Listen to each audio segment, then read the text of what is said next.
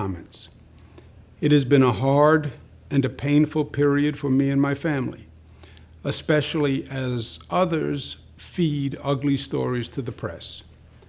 But I cooperated with the review, and I can now finally share the truth. My attorney, who is a non-political former federal prosecutor, has done a response to each allegation, and the facts are much different than what has been portrayed.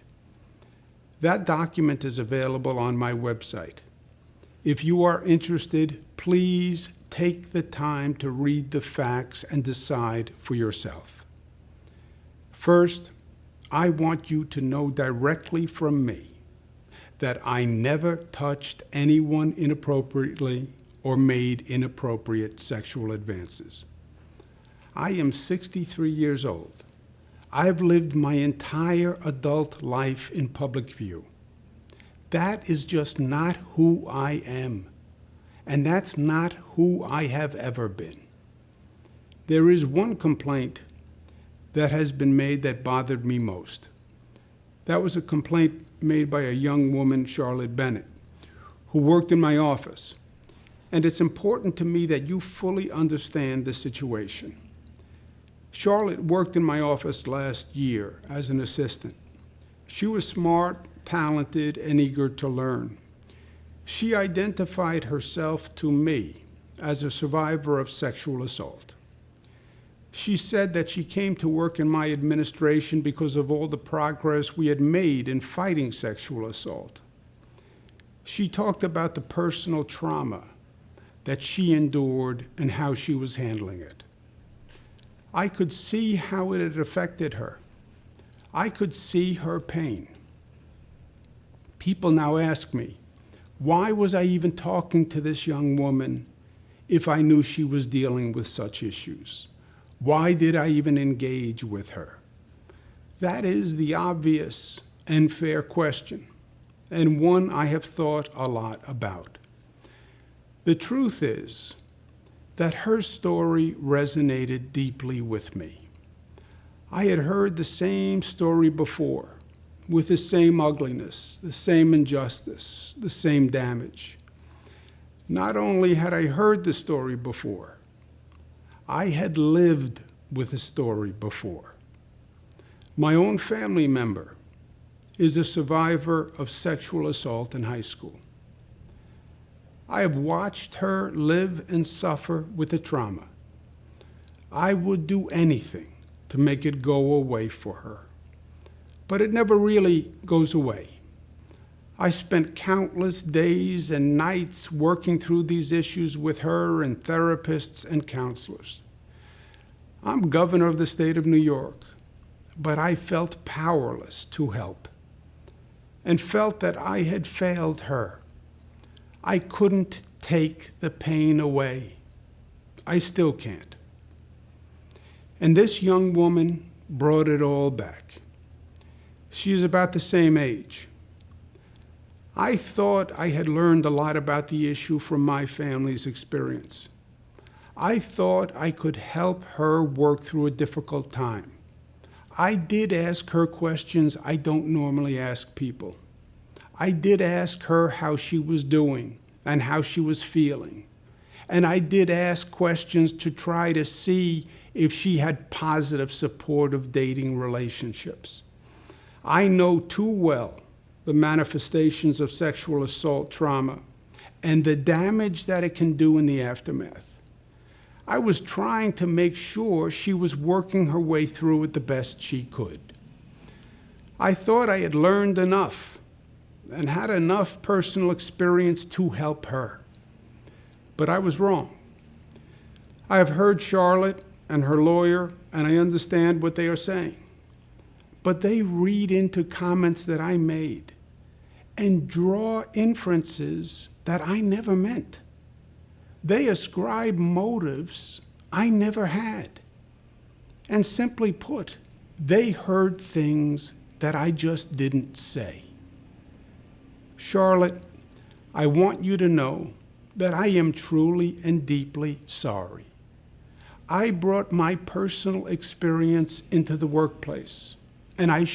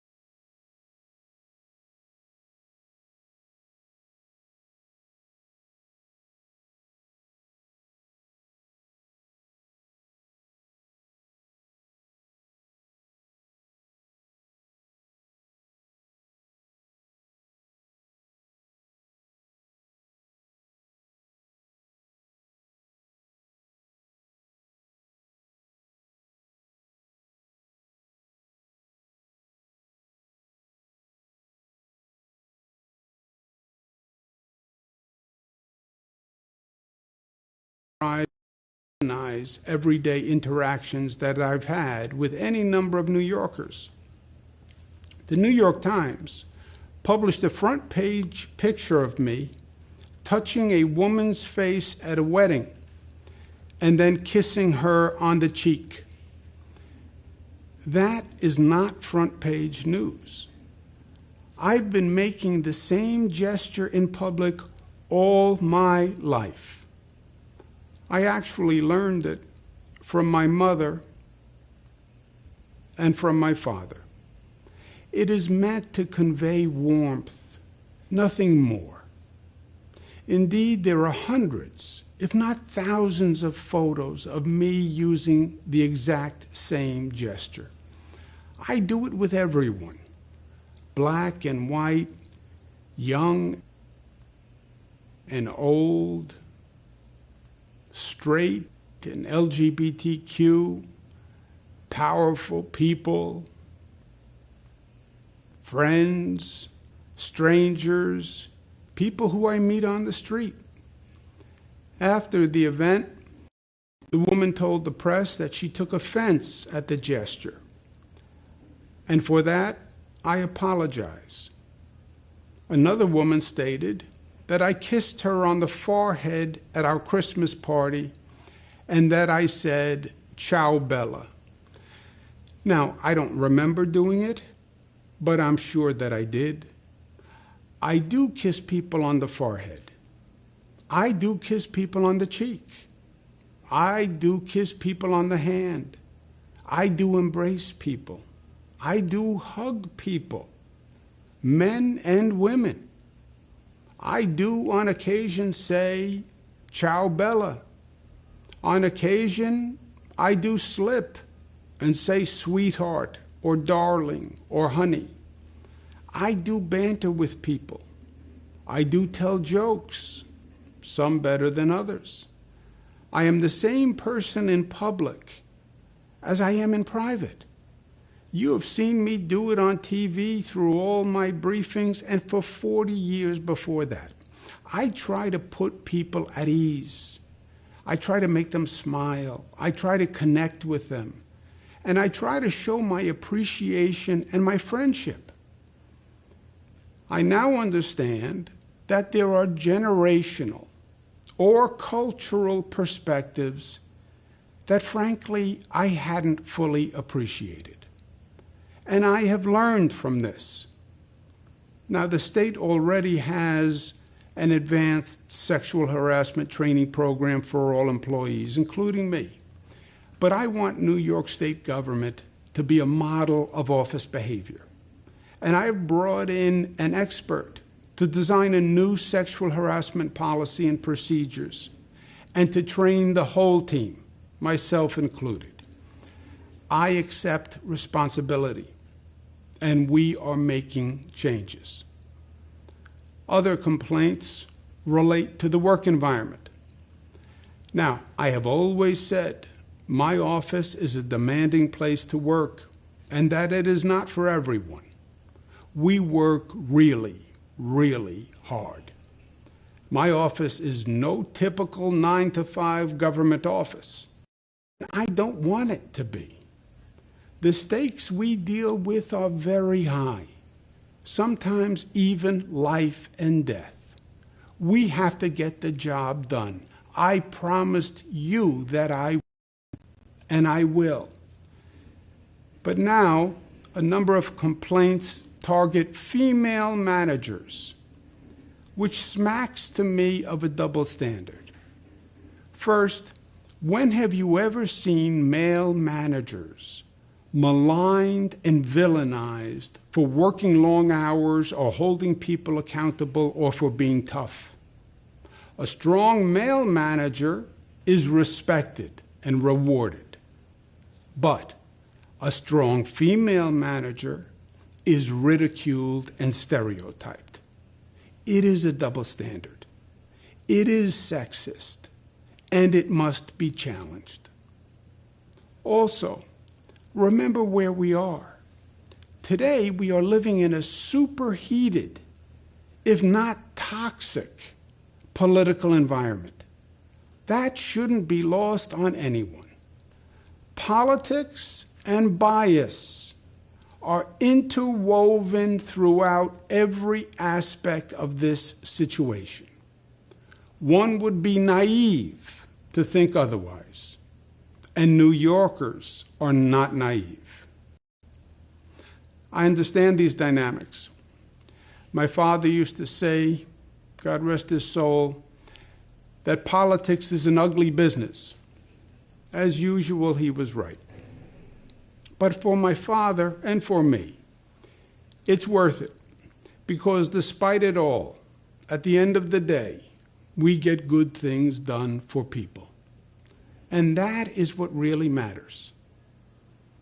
And for those who are using this moment to score political points or seek publicity or personal gain, I say they actually discredit the legitimate sexual harassment victims that the law was designed to protect.